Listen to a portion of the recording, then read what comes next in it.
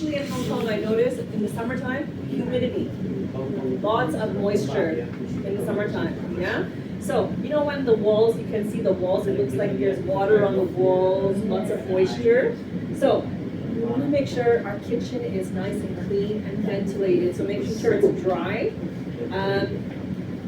I know you guys know all of this, keeping your spoons, your serving utensils, everything clean at all times. And one of the more important things is making sure that your fridge is working properly. If your fridge is not working properly, then all the foods you're keeping there is not safe. Some fridge will also have the thermometer inside, so you can check the temperature. If you don't, you can get even like a magnet. You can put it inside your fridge, and it will tell you what the temperature is. So that one is good. So one of the things when I talked about don't buy too much food is because if we have so many things in the fridge, the circulation in the fridge, it's not cooling properly.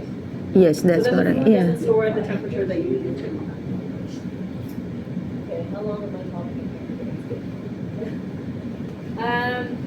Okay, nobody has pets, I don't have to worry about that. Right? Making sure the pets are out of the kitchen, in my love, yeah, right? We don't want any pet hair, yeah?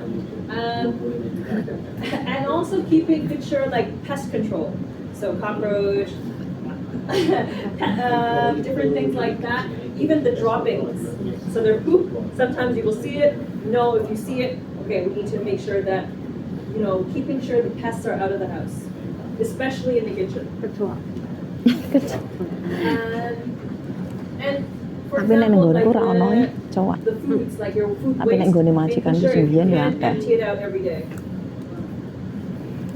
So these are things how to keep our environment clean. So we talked about how to keep yourself clean, how to keep the food clean, how to keep your environment clean. Now let's talk about food. Yeah? So we talked about all the things you can do to be safe. Now let's start talking about food portions and food choices, what we can do.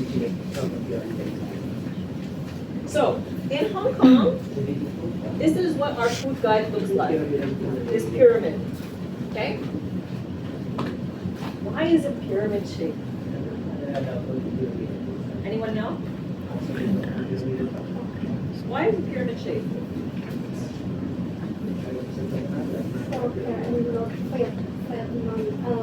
Sugar.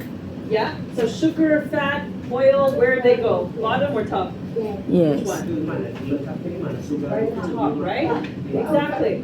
So why we have pyramid? Because we want to eat the most things here and the least, not as much up here. Okay? So at the very bottom, we have our grains. So grains are the biggest energy source for us. In Hong Kong, I will say rice is probably, even Indonesian, Filipino diet also, I think rice is Yes, quite high. yes, Yeah? yes. And even for my parent, like my background is South Indian, and so rice is also a big staple. That's Yes. the grain that we use most. So this is going to give us most of our energy. But also includes things like bread, right? Biscuits. Yes. These are all grains. Noodles all fall under here. Then we have our vegetables and our fruits. Now, for vegetables, we'll talk a little more about this, but vegetables and fruits are going to give us lots of fiber. Does anyone know the word fiber? Fiber? Yeah.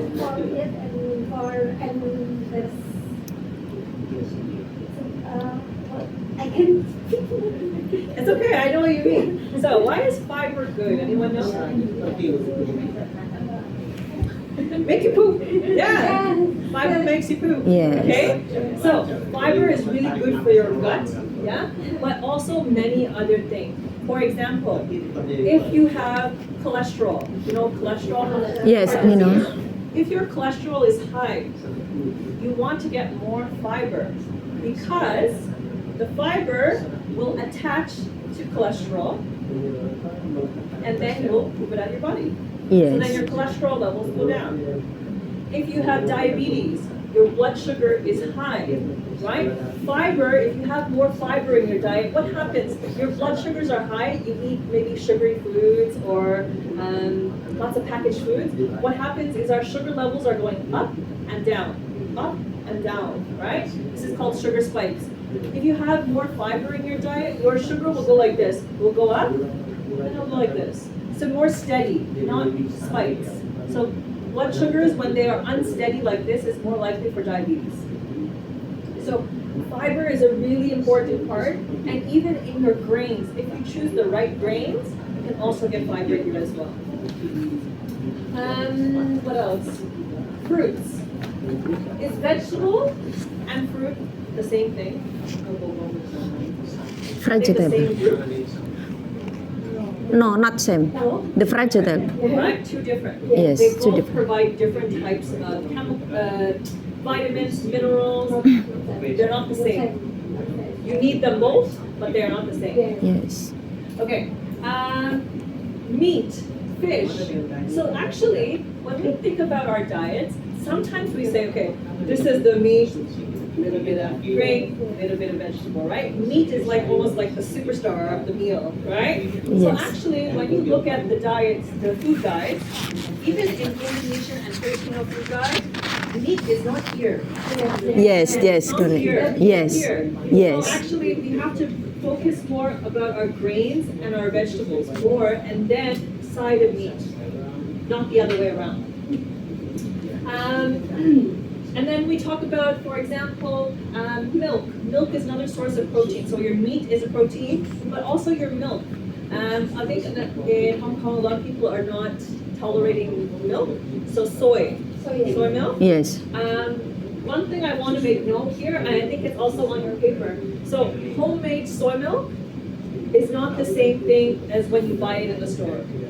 So if someone, for example, your client, they cannot do milk and they need soy milk, make sure you buy it from the store because there's more calcium added to that store-bought milk. So you need that calcium. And of course, I call it the big three: sugar, fat, oil, even salt as well. They're at the top, right? Trying to eat less of it. Okay. Another one. True or false? When it comes to vegetables, fresh vegetables are the best. True. What do you think? True. True. Yes, true. I'm gonna surprise you. No.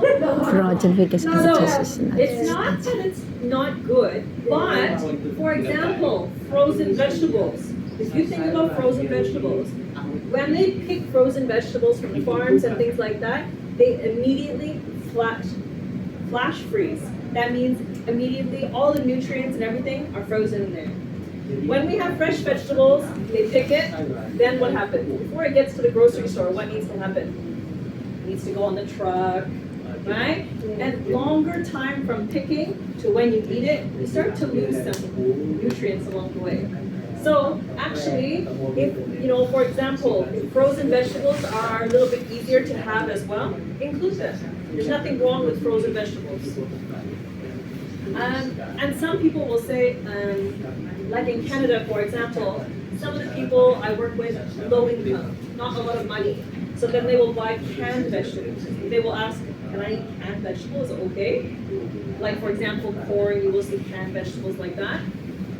Canned vegetables are okay, but if, for money is an issue, right? If the budget is not there, if you rinse the canned vegetables twice, it will take a lot of the sodium out, the salt out.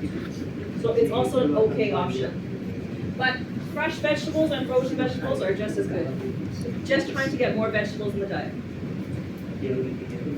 Okay. So one of the things, does any of your